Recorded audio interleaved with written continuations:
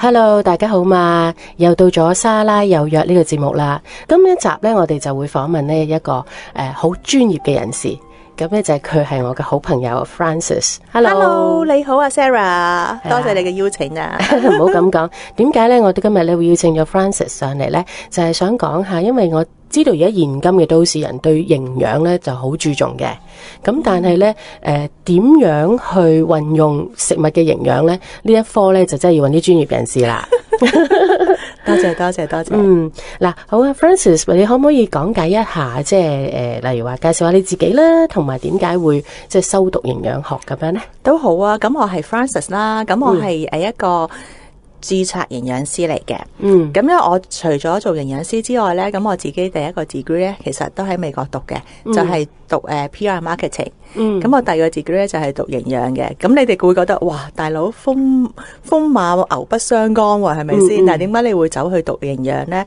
就因為我覺得因為我自己中意煮嘢食啦，同埋我自己中意食嘢，咁同埋我又都中意希望我啲屋企人咧，即係會係健健康康咁去生活嘅。因為營養好多人都會覺得啊，營養會唔會就係減肥啊？即係而家坊間都好多減肥法啦，係咪？即係會唔會就係齋係減肥啊？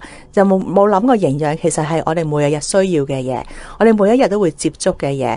咁所以我就會覺得啊，我哋日日都要擺啲嘢入落你身體嗰度。咁如果你唔清楚我哋擺乜嘢落身體嗰度，咁我哋身體咪會越嚟越唔健康咯，或者會越嚟越有好多問題出現嘅。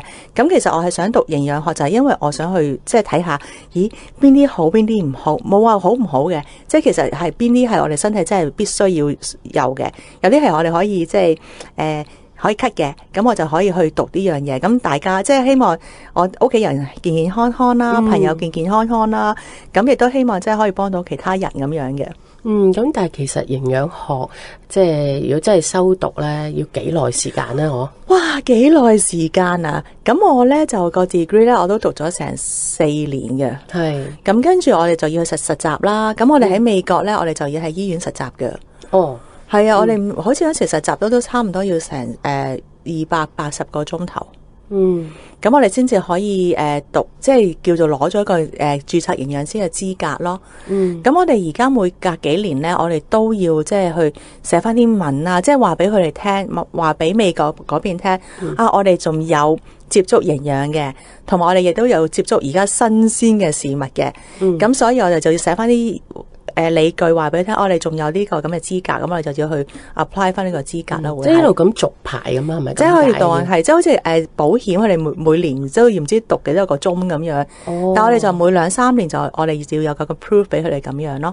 係，因為我都相信咧，心機旁邊咧，可能有啲有志做註冊營養師咧，佢哋都想知道個途徑嘅。咁即係除咗喺外國讀之外咧，其實喺香港咧都有得讀嘅。香港都有嘅，香港就係Hong Kong U 啦，或者係中文大學都有嘅。因為近來即係坊間好多人都講營養師嗬，不過咧我就留意到而家好多時佢哋都喺前面加咗註冊2個字嘅。咁我哋啲即係外行人又唔係好識啊，其實即係咪有分別嘅咧？點講呢？註冊咧就係真係要喺醫院實習過嘅。係咁，即係香港翻嚟香港都要翻嚟香港啦，或者喺外國嗰啲醫院實習嘅。咁但係我知道咧，香港就應該冇叫做註冊營養師嘅。因為喺香港讀嗰啲 degree 咧，佢哋冇個即係個 title 叫註冊營養師。係，但係如果你喺澳洲啊、美國讀咧，就會有註冊咯。咁但係即係你如果喺香港中文大學或者香港 U 出嚟嘅咧，你可以叫做營養師咯。但係而家坊間咧都有好多讀完一個即係營養相關嘅課程，即係你可以去到萬寧啊或者屈臣氏嗰啲你即係睇到啊嗰啲營養師，又有可能佢哋就未必真係讀咗個 degree 嘅，有可能真係讀咗一個相關營養嘅課程咁樣咯。即係只係可能叫顧問，可以叫顧問喎，即係好似有啲而家美容院都會有好多幫人減肥啊、教人食嘢咁樣。咁嗰啲有啲就係真係註冊營養師嚟嘅，但係有啲就真係可能真係營養顧問咯，會係。明白。咁其實咧，即係我都想知道啦，營養學呢3個字咧，就好多人都識講啊。其實即係會唔會概括咗好多嘢，或者係個 concept 係點樣嘅咧？其實即係咩叫做營養學咧？營養學啊，哇，其實都好廣泛噶。咁即係譬如我哋每日都會接觸嘅就係纖維啦。咁啊，即係我哋呢啲你哋會知道啦，纖維就係菜啦。咁啊，碳水化合物啊，蛋白質啊，油啊，咁嗰啲咧，你哋會係知道嘅。咁但係有好多其實後邊嘅營養素啦，就係譬如啊，邊啲食物有維他命 E 啊，邊啲有維他命 C 啊，同埋邊啲即係譬如你有咩病痛或者食啲咩嘢係會好啊。咁呢啲都係營養學會即係接觸到嘅。咁但係而家我諗好多坊間啦，就 narrow 咗我哋嘅營養學嘅，即係佢哋成日覺得營養咧就係幫人減肥嘅啫。係嘅，我個 concept 都係咁，即係到真營養就係幫人減肥，唔會有其他嘢噶啦。即係，但係其實營養學咧，即係我哋見嘅即係客咧，都會係即係多數都係減肥嘅，即係體重係有問題嘅。係咁，除咗減肥之外咧，有小朋友係要增肥嘅。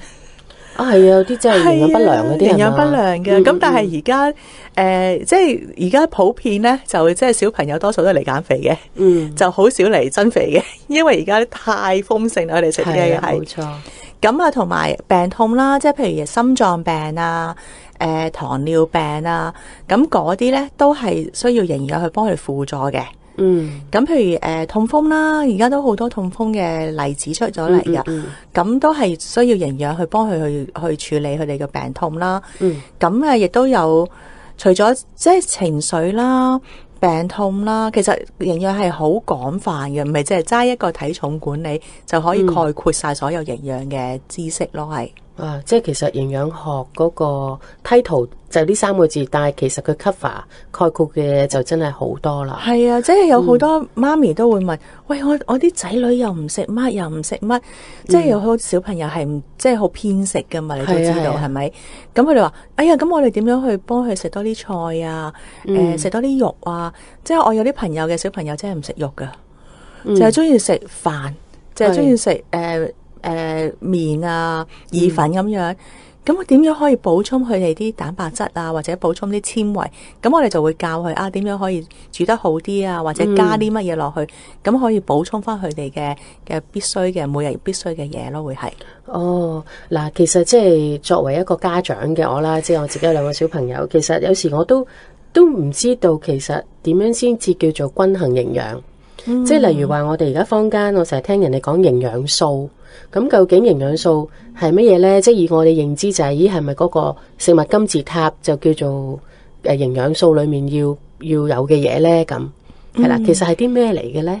咁啊，其實呢，嗱，講小朋友啊或者老人家啦，咁佢哋即係我哋一個平常嘅人呢，每日所需嘅營養素就係蛋白質啦。我哋講緊蛋白質係乜嘢啊？就係啲雞啊、魚啊、牛啊，或者食齋嘅就係會啲豆類啦。咁同埋係豆腐咁樣啦。咁啊就係呢啲叫做蛋白質啦。蛋啦。咁我哋所謂嘅蛋白質係呢啲啦。咁跟住碳水化合物亦都係我哋每日必須嘅。咁係啲乜嘢咧？就係麵包啊、飯啊、麵啊嗰啲咯，會係。係咪小麥麥皮嗰啲算唔算？都可以。而家好多人中意食小米。係咪？即係嗰啲係咪算？都算係嘅。咁跟住仲有纖維啦，纖維會包括乜嘢咧？就係啲菜啦，生果啦，咁嗰啲都係會包括喺纖維裏邊嘅。咁我哋咧啲人成日就話我唔食油噶，因為油好肥啊。係啊係啊。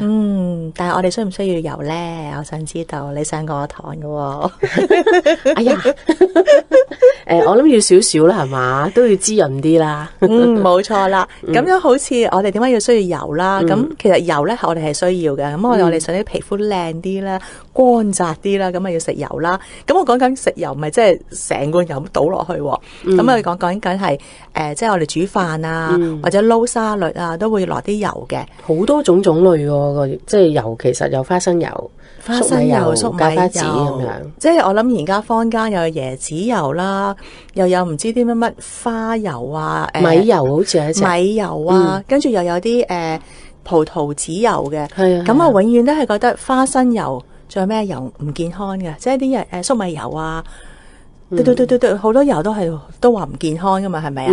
最健康佢哋成日覺得橄欖油、咩芥花籽油，不如講個好好嘅消息話俾你哋聽啦。係，其實咧，我哋1個 gram 嘅油咧，脂肪咧，其實都係9個卡路里嘅。無論你係豬油、牛油，即係好少嘅喎。其實真係係啊，即係其實你成日覺得豬油會肥啲，其實係即係我哋講肥係會令到我心血管有疾病嘅，因為佢係脂肪性嘅油分。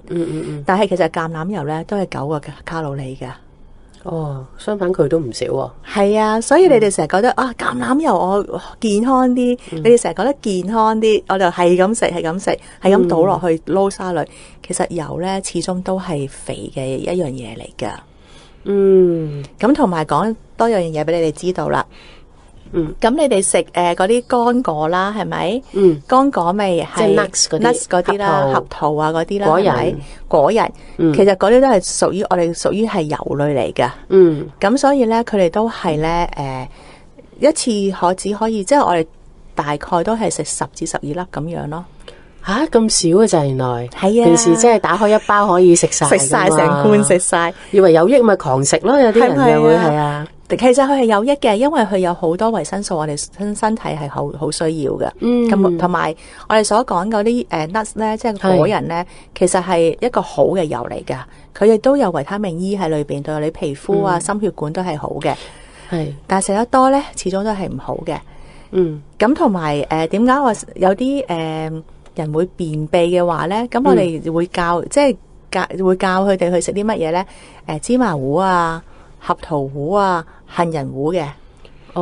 因為佢哋想去即係大便暢順啲。咁就因為嗰啲糊類咧，即係譬如合桃糊啊、芝麻糊咧，嗰啲都係嗰啲果仁嘅油嚟噶。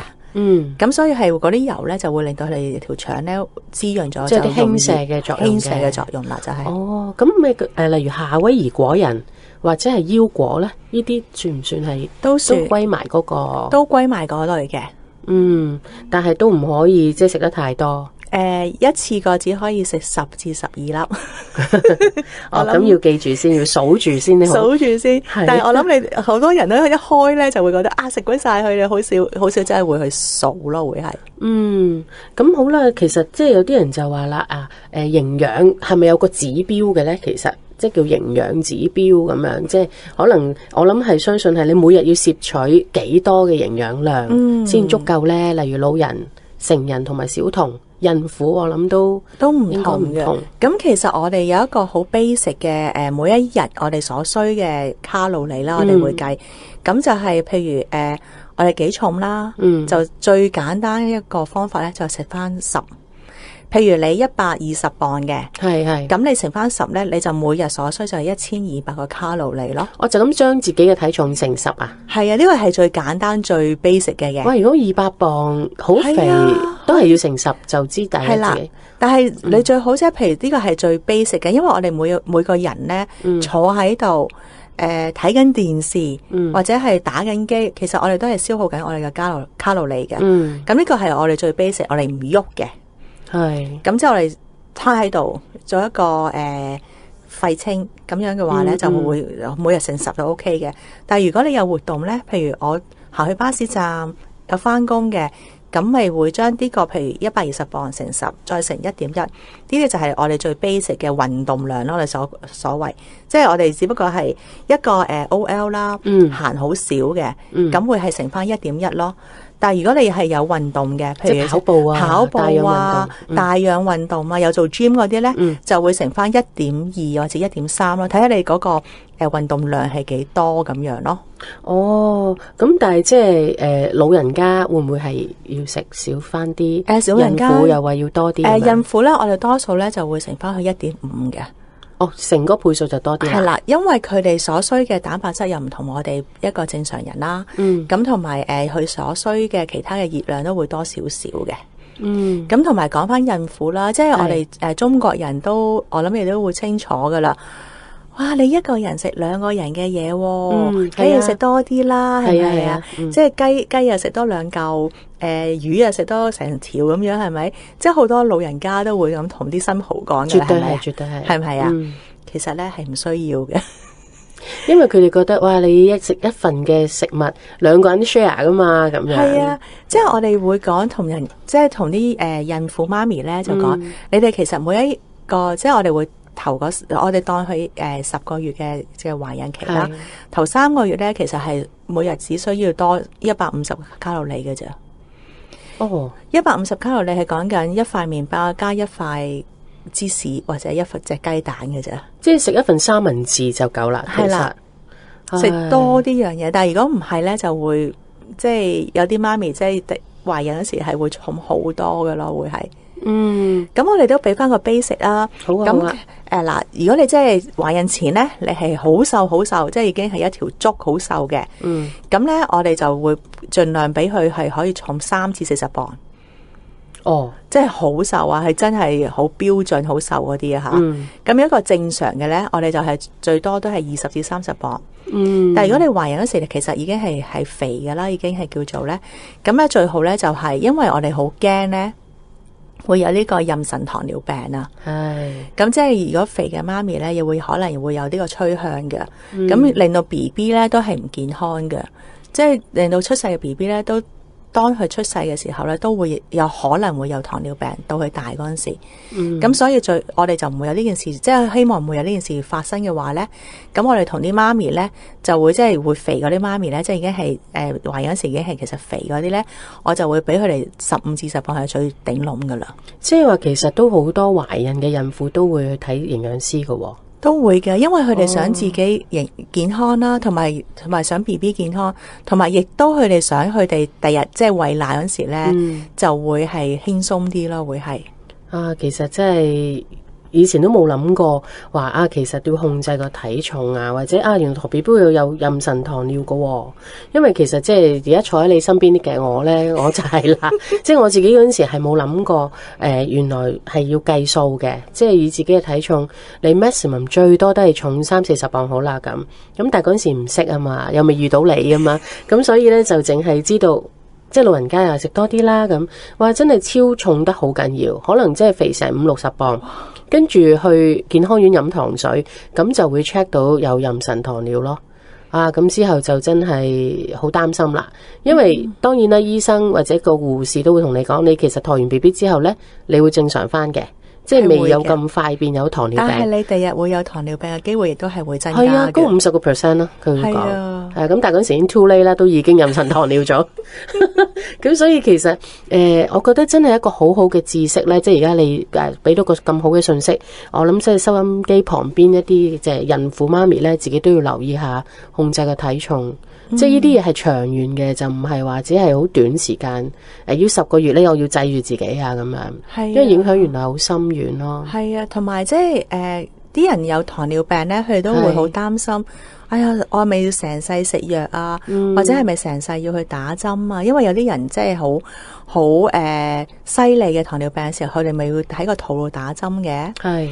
咁其實咧，我哋最好咧就唔好打針嘅。即係食到藥嘅話咧，其實你喺食物方面啦，加埋運動啦，同埋加埋去減體重嘅話咧，其實咧都可以控制到糖尿病，唔係話要成世去食藥嘅。啊，如果咁樣就好啦，即係其實因為諗住就係有啲人就覺得啊，會唔會由自己控制啊？即係一定要食藥啊，甚至到度數好高嗰陣時就要打針。即係呢啲都係，因為始終糖尿病都係慢性嘅疾病，其實同埋唔淨止糖尿病，其實有好多疾病係啦。即係其實我諗一切個根源都係始於唔識得去食嘢。係啊，咁就導致到即係好多疾病嘅發生咯。係啊，咁同埋即係現今好多人咧，其實。我哋對營養呢啲食物嘅營養呢，係有個謬誤嘅，即係有啲誤解嘅。即係例如有啲朋友啦，佢哋對食物嘅認知，舉例，即係好似有啲係superfood，又或者係牛肉好毒啊，或者飯啊，我有妊娠我有糖尿病，咁係咪唔可以食咁多飯呢？即係對好多嘅食物呢，會有個誤解，又唔敢食。都有嘅，咁其實咧，而家咪坊間啦，都有好多叫做 superfood，超級食物。哇！你一聽到，哇，好正啊，係咪啊？哇！呢啲一定好正嘅嘢，食咗落去一定係好好啦，對身體，係唔係啊？但係超級食物咧，你聽到超級兩個字，都已經知道一定係貴噶啦。係咪啊？咁其實咧，坊間咪而家啲人咪好中意食嗰啲羽衣甘藍嘅。係啊係啊，係咪啊？咁啲人話羽衣甘藍又好高纖維啊，又有呢個豐富嘅纖維啦、鐵葉酸啦、抗氧化啦、鈣質嘅。佢哋話好犀利啦！哇，一種菜裏邊美容佳品，哇，肯定掂，食咗佢乜嘢都得，係咪啊？即係食咗佢咧，已經乜嘢都唔需要噶啦。你哋即係會覺得哇好正，但係其實咧，如果你豐富嘅葉酸啦、抗氧化營養素啊、鈣質咧，其實菠菜同埋西蘭花咧都係一樣嘅啫，即係可以代替到。其實嗱，講翻啲數字俾你聽啦，好唔好？100個 gram 嘅羽衣甘藍咧，就有68個微克嘅葉酸。係咁好啦，咁我講翻菠菜啦，100個 gram 有幾多微克嘅葉酸咧？估唔估到啊？唔知真係194。哦，咁高嘅，係咪啊？係咪高過呢個羽衣甘藍好多啊？羽衣甘藍係68個微克，而菠菜194嘅。咁所以菠菜係咪平好多啊？絕對係啦，即係講緊10零蚊一斤嘅啫喎，係咪啊？而家出去街市買，其實坊間我哋就算去一個街市見到菜檔林林總總嘅蔬菜，不過我哋真係唔識得去選擇，係啦，究竟邊一啲蔬菜好呢？或者邊一啲食物啊，即係都其實唔同，即係價錢有唔同。有平貴，但係原來佢哋營養價值可能係相同。平嘅食物可能係有過，即係超過咗佢嘅營養，即係嗰個營養係好高嘅。係啦，但係我哋唔識去選擇啦。咁同埋維他命 C 啦，咁羽衣甘藍咧就會有93個毫克嘅100個 gram。咁其實西蘭花咧都有81個毫克咯。係。咁即係如果佢其實佢係鈣質啊，同埋嗰啲纖維係即係叫做優勝啲啦。但係其實你一個係飲食多元化，我哋即係每一日都會，即係我哋講緊 balance 嘅 diet 咧。其實我哋唔會缺乏，即係我哋要鈣啊、維他命 C 嘅嘢咯。咁其實唔應該即係，哇！佢覺得係一個 super food 就走去係咁食咯，係。哦，即係㗎，因為有啲人係盲目，因為佢又唔識選擇。佢可能咧又要知道而家 media 嘅發達啦，有啲人喺網上嘅分享啊，咁可能即係嗰樣食物就好有營養咧，大家就會一窩蜂去跟隨。冇錯啦，係啦，但係其實都真係忘記咗，其實有好多食物咧，都忽略咗嘅。冇錯啦，咁同埋藜麥啦，而家藜麥啲人咪好中意食咩番茄藜麥沙律咁樣嘅，咁藜麥係咪又係好健康，又係超級食物嚟㗎？好多老人家佢哋都覺得係㗎。係咪啊？係啊，咁你不如講下佢哋點解唔知？即係我諗係都係佢哋都係人云亦云咯。又或者即係聽好多因為而家大家都好容易傳媒嘅發達，網上嘅容易到得到唔同嘅知識啊嘛。咁佢哋可能又聽人講啊，咁佢覺得啊藜麥係健康嘅，又唔肥，佢哋會覺得又對。高纖啦，咁啊，因為老人家好容易便秘噶嘛，係啊，咁佢大便就一定容易啦，咁佢哋又會一窩蜂又去買咯。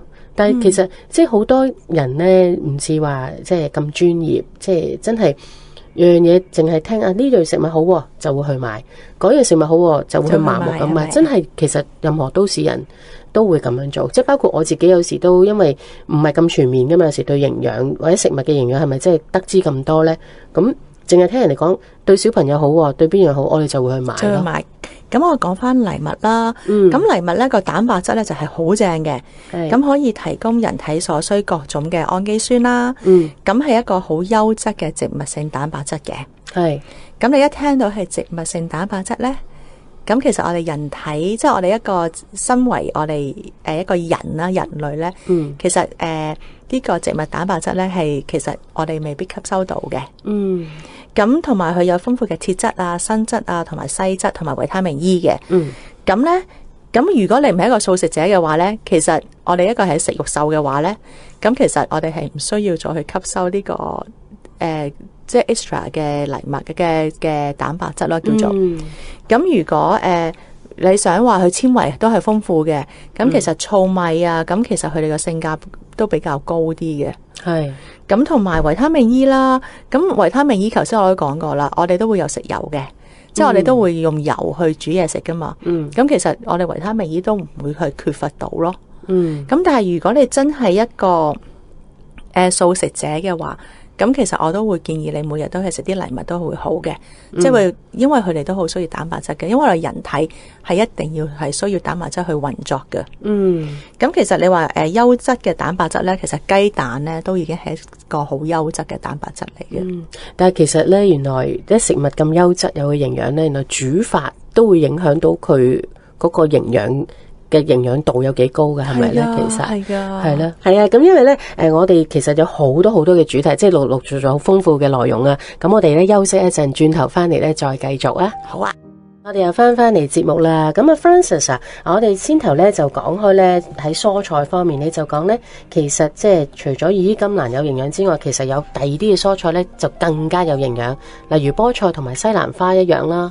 咁其實我哋行到街市，去到菜檔，林林總總，真係見盡有椰菜、合掌瓜、西洋菜、菜心、芥蘭、豆苗、莧菜，即係我而家噏都好多種，即係紅蘿蔔啊等等，都係蔬菜。或者你可唔可以即係再講下俾我哋收音機旁邊嘅一啲聽眾聽，其實喺蔬菜方面，我哋選擇嘅着重係邊方面，或者有啲更加高纖嘅，或者維生素高嘅蔬菜呢？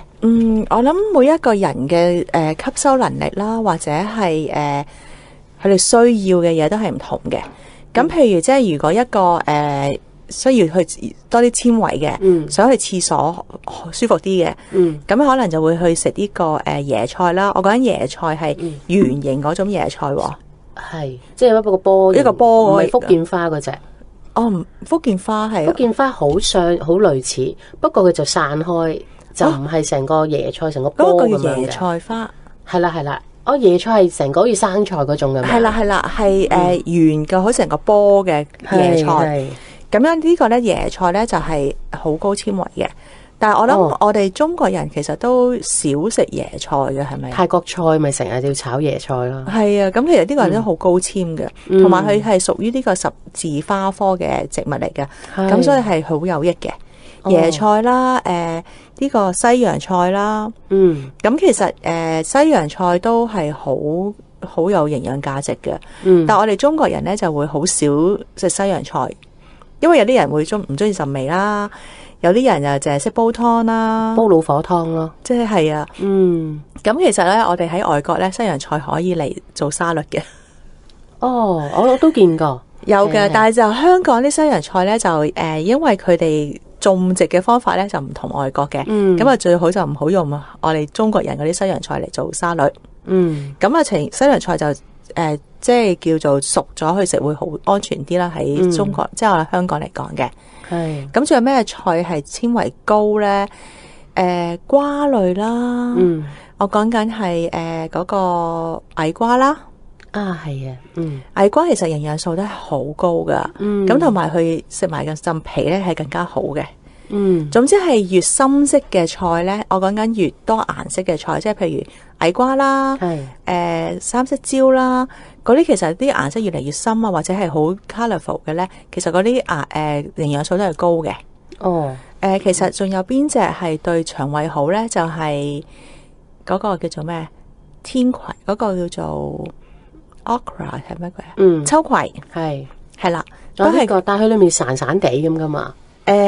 可能係咪啲人都唔中意食啲，即係覺得嗰啲潺，有好多人都煮係想切開去走晒啲潺咁樣好食啲。其實呢啲潺咧係對我哋身體最好，就係嗰啲好多糖尿病嘅人咧會食嘅。係啦，呢個秋葵。咁啊秋葵係有益噶，咁同埋秋葵裏邊嗰啲有啲絲嗰啲籽喺度咧，其實嗰個都對腸胃幾好嘅，嗰個都係。即係其實有啲蔬菜瓜類嘅嘢都有啲核嘅，其實反而食埋仲對我哋會有益啲添。又唔係咧，即係睇下你消唔消化到咯，係。即係譬如嗰個節瓜啦，絲瓜啦，其實都係有益嘅。係呢啲都有啲細細地嘅，係啦，咁都係 OK 噶。咁我唔知道係咪因為我自己好中意食矮瓜嘅，我都好中意。但係坊間整矮瓜咧，就即係如果你想食矮瓜咧，就請喺屋企食會好安全啲啦。因為講魚香茄子嗰啲係嘛，或者煎釀三寶嗱。因為矮瓜咧，我諗如果你做個矮瓜，即係整個矮瓜咧，你就知道矮瓜係好硬嘅。係。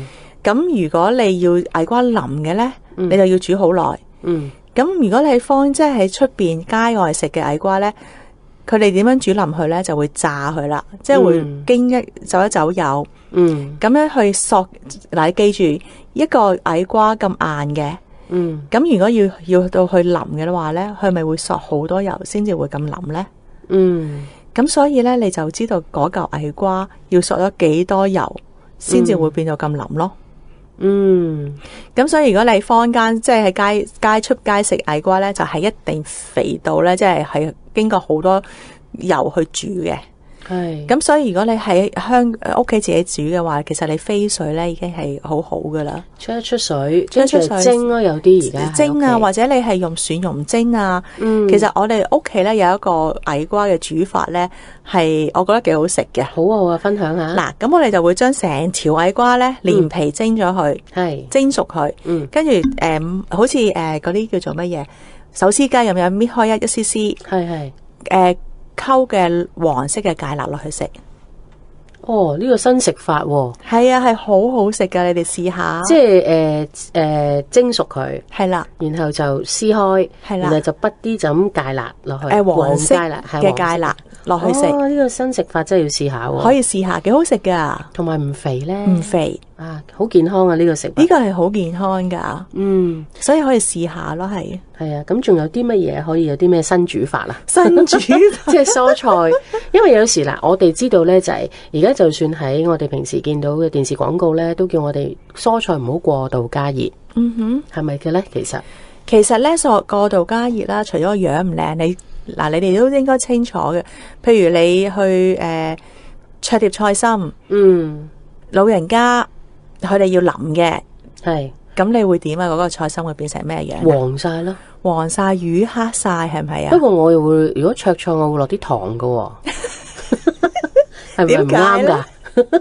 因為想保持佢翠綠咯。即係我哋平時去粉麵檔，咁係咪好興？我哋要油菜嘅，你咪見到好深綠色、好翠綠嘅。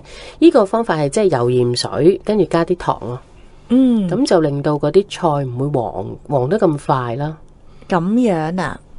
好，又學識一樣嘢。其實健唔健康嘅，不過我諗住溶喺水裏面咧，都應該唔會太過唔健康嘅。我諗就下呢個糖分咯。問你一樣嘢啊，好唔好啊？係嗱，我哋一包檸檬茶，即係我哋譬如講啲250ml 嗰啲檸檬茶，咁佢有幾多糖分啊？我真係唔知。咁我哋可以，你哋自己翻去睇下，佢一包裏邊有幾多糖分。其實我都唔係好清楚。咁樣佢嗰包檸檬茶，你倒出嚟。加咗水，係咪冇咁甜啊？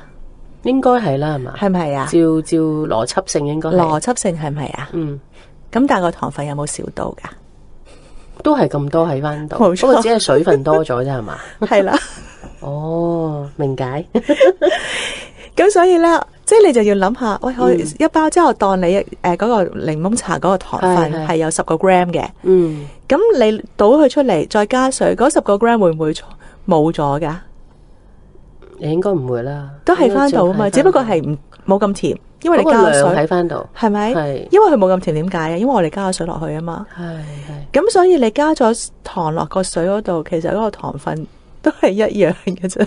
明解。即係有時，即係我哋會有啲咁嘅謬誤，即係會有啲誤解咗，以為啊，其實加少少，其實想個色相靚啲啫。個菜係啊，即係好似我哋中國人成日都要個色香味嘅，咁我哋炆嘢又會落啲糖啊，係咪啊？或者炒菜又會落啲糖咁樣。咁其實我屋企咧已經呢樣嘢咧，我已經教咗媽咪唔好再落糖噶啦。即係煮餸唔好落糖啊！我自己個人喜好，因為我哋自己所需嘅糖，其實糖對我哋嚟身體咧唔係話一個必須嘅營養素嚟噶。即係我講緊糖係講緊砂糖啊，嗰啲糖 brown sugar 嗰啲糖，就唔係我哋自己食咗呢個碳水化合物入身體嗰種糖。即係話，就算坊間有啲蔗糖、紅糖，其實嗰啲都係我哋嘅叫做 extra 嘅糖嚟嘅。咁唔係我哋身體必須嘅嘢嚟嘅，同埋糖對皮膚都唔好噶，食得糖分多。呢個都你有聽過係咪？係啊。咁所以就食糖唔好食咁多咯。即係大家記住啦吓，要記住。係啦，其實除咗蔬菜之外咧，其實我哋對食物嘅謬誤都有好多嘅。咁例如另一樣就係肉類啦，肉類其實真係有林林種種啦，即係豬牛羊。而家好多海鮮啦，有啲人而家牛肉啲人話毒，咁啊唔食咯，咁可能轉咗食鴕鳥肉。咁又見到而家有啲急凍鋪咧，即係啲 frozen food 我哋叫做兔肉啊、鹿肉啊都有喎。其實係咪真係唔同嘅動物，佢喺肉我哋喺吸取嘅蛋白質都有唔同嘅咧？會唔會呢個動物會多啲，嗰個動物會少啲？有噶，係噶，即係其實蛋白質嘅含量咧，其實係每種動物都唔同嘅，同埋含脂肪咧都唔同噶。即係家禽一樣啦，家禽都一樣，雞和鴨嗰啲係啊。咁我哋講翻牛肉啊，咁嗱，牛肉同羊肉都係一個含呢個鐵質好豐富嘅。咁即係我哋女性都好需要鐵質噶啦，係咪？係。咁樣你覺得邊個脂肪量會高啲啊？脂肪量啊，肥牛係咪應該牛肉啊？點解嘅？你點解會覺得牛肉會高脂肪？因為我都係見到成日話肥牛、雪花肥牛啊，或者啲和牛啊，佢哋好中意就係成日食嗰啲脂肪啫嘛。我見過脂肪比例高。咁至於羊肉咧，我成日食支竹火腩煲咧，我又唔覺得，除咗浸皮，應該。佢都冇乜肥肉㗎，俾我覺得羊係咪羊成日跑咧喺個山度？咁我哋講翻牛肉啦，好啊。咁牛肉其實咧都有分好多部分嘅，咁而家有個牛肩啦，即係牛個膊頭啦，咁啊西蘭啦，同埋亦都有牛柳啦，係咪？咁其實有冇話唔同部分會肥啲咧？係有嘅。係。咁其實西蘭，即係如果你食牛排嚟講咧，係西蘭咧就會瘦過呢個肉眼嘅。同埋牛柳都係瘦嘅。咁其實而家去打邊爐啦，咁其實你一聽到肥牛已經知道係乜嘢啊？脂肪、肥肉嗰邊，即係肥牛，即係腩啊！即係連埋你見到啲白色嗰啲，其實都係脂肪嚟㗎啦，係咪？咁所以咧，嗰嚿牛肉係會肥嘅。咁而家其實咧，你去食，佢哋都有牛肩肉㗎，應該有啲鋪頭係有個牛肩肉俾你打邊爐。其實嗰個咧係比較瘦啲嘅牛肉嚟嘅。咁羊肉啦。咁羊肉嘅 size， 即係羊啦，個 size 係咪細過隻牛噶？係。咁所以佢哋個脂肪嘅含量咧係應該大過隻牛嘅。哦，咁樣。咁所以羊肉比較上咧係會肥過牛肉啲嘅。哦。咁所以我哋有時而家咪好中意食羊架啊，羊肉啊咁樣。咁其實如果羊嘅話咧，你食翻羊嘅西蘭咧就都會好嘅，因為羊都有啲係西蘭部分嘅。咁其實嗰個會比較瘦啲好啲咯。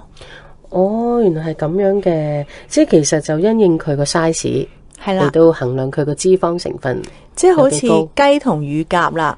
哇！乳鴿係好好食咧，甚至鵪鶉。其實鵪鶉好 OK 嘅，鵪鶉其實你脂肪含脂肪量係少啲嘅。哦，咁樣雞同埋乳鴿，咁樣你會覺得乳鴿係咪好好食好多啊？係啊，係咪好食過雞好多咧？係啊，係因為佢個脂肪含量係高過雞嘅。哦，原來係咁樣。其實鵪鶉咧係可以食噶，因為鵪鶉細隻，同埋佢飛係會好多嘅。咁所以個活動量係幾高嘅，所以鵪鶉嘅含脂肪量其實係細嘅，係少嘅。哦，咁樣嘅。咁啊，我哋講下雞同鵪鶉啦。咁有成日啲人咪話覺得啊，鵪鶉蛋，呢個膽固醇好高，係咪？但係就好好食。係。啲人就成日唔好食鵪鶉蛋，係咪啊？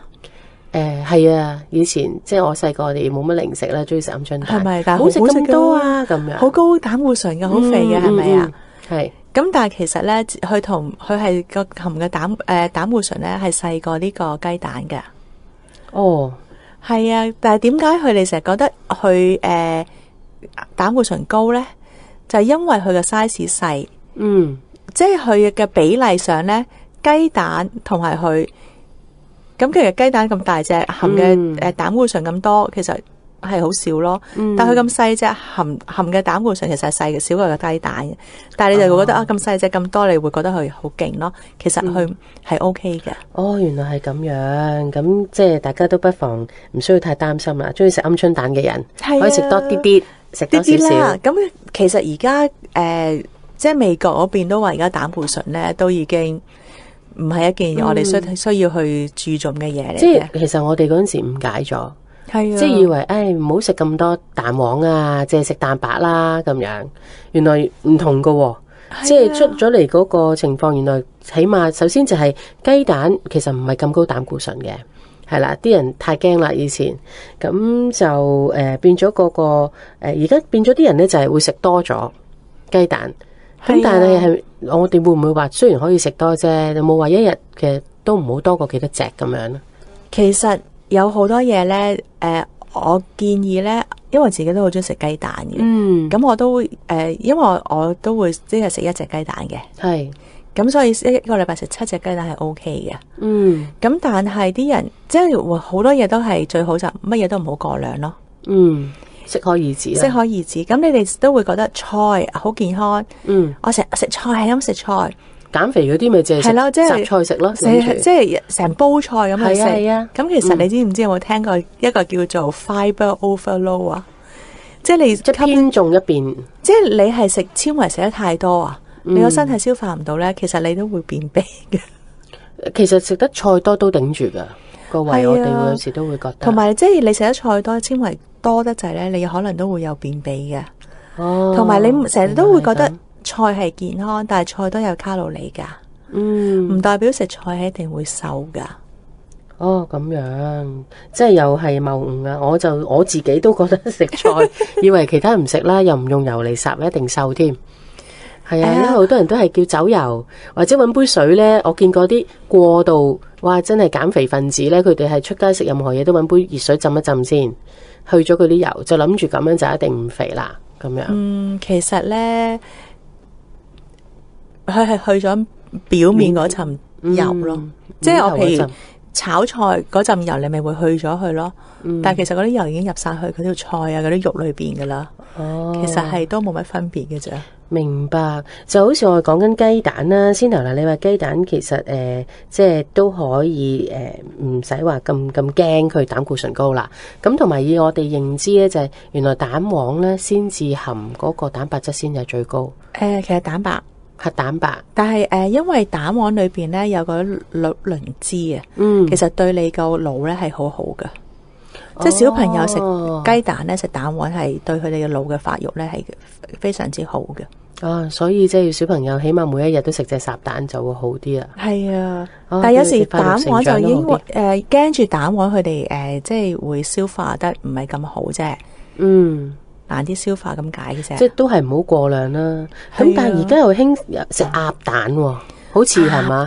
鴨蛋又大隻啲，即係你有時候聽啲media 講咧，傳媒講又話係嗰個蛋白質又豐富啲，有鹹蛋啦，有皮蛋啦。其實即係我而家講呢三種咧，其實應唔應該即係食得比較多啲？有啲人好中意食皮蛋噶嘛，尖椒皮蛋嗰啲咧。嗱，你問我應唔應該食，有冇話應唔應該？即係其實好多人會問我，呢啲食唔食得？呢啲食唔食得？咁我就會講，其實乜嘢都食得，只要乜嘢都唔好過量到就已經 OK。即係好似問我食唔食肥豬肉啊？即係五花腩，哇，梗係食得啦。但係你咪一嚿起兩嚿止咯。所以係有個份量，有個份量，即係我唔係話有個份量，只不過係有時你見到啲東坡肉啊，燒腩仔啊，你忍唔忍得住先？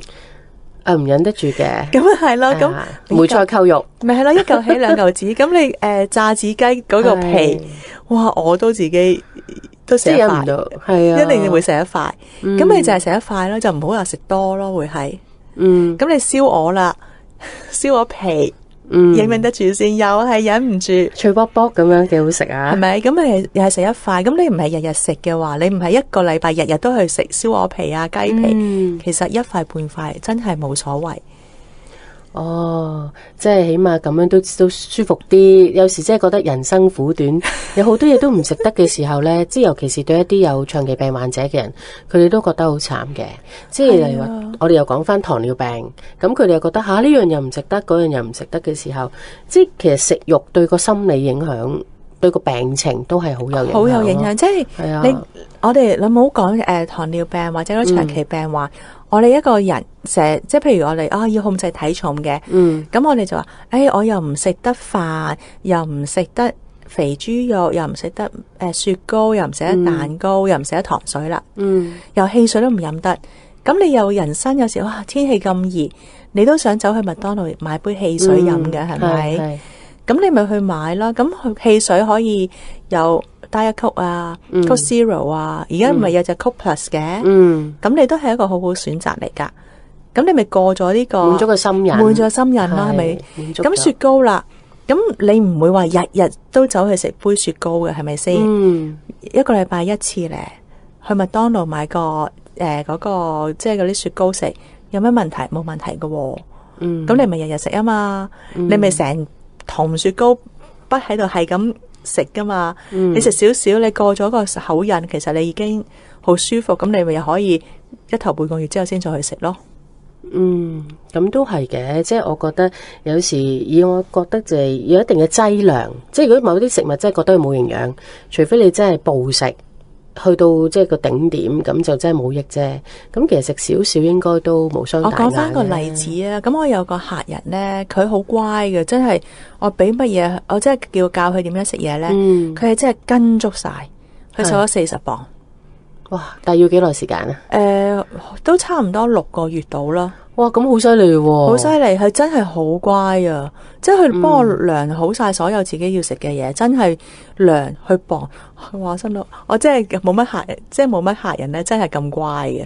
咁佢有一日咧翻嚟啦，佢話：哎呀 ，Francis 啊，唔好意思，我話做乜嘢啊？我食咗好多嘢啊！我話吓，你食咗啲乜嘢？佢嗰日唔知佢媽咪咧買咗1磅嘅花生啊！即係出邊嗰啲花，即係可以包包買嗰啲花生啦。佢食晒成包花生，你知唔知點解啊？因為佢話我好耐冇食過花生，我一開，你知花生一開咧停唔到口，佢係成包食晒。咁佢呢個例子就即係令到我知道咧，一個人咧係唔可以抑壓得太耐嘅。係啊，所以我而家我俾佢哋話，我想食蛋糕得唔得？咁好啦，你話食蛋糕。咁你去翻工，喺人哋生日散水餅又好，生日都好，食蛋糕啦咁樣，你會唔會講我減肥唔食啊？係咪唔好意思啊？咁多少少俾下面啦，即係食少少都好啊！即係你食翻1嚿半嚿都 OK 係咪？O 唔 OK 啊？係 OK 嘅。咁你唔會日日都有生日蛋糕食啩？我諗係，就算食嗰少少，你都唔會肥好多啫。係咪先？咁有時你中意食蛋撻嘅，咁蛋撻其實個卡路里好高嘅，個蛋撻。係。咁其實佢等於3碗飯咁滯噶啦。咁犀利啊！係啊。哇！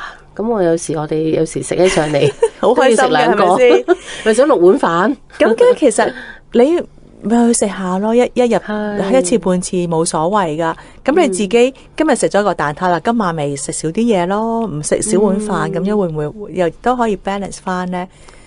咁其實呢樣嘢都係一個好好嘅一個習慣嚟噶嘛。冇錯。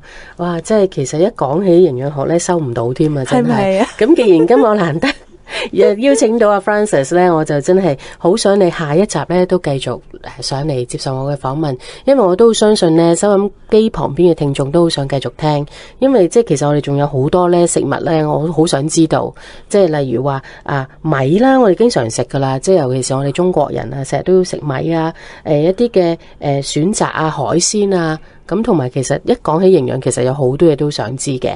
咁啊 Francis 可唔可以下一集再上嚟接受我訪問呢？可以啊，我哋下一集再見啦。好啊，咁啊下個禮拜同樣時間星期六晚上9點到10點，莎拉有約再見啦，拜拜。拜拜。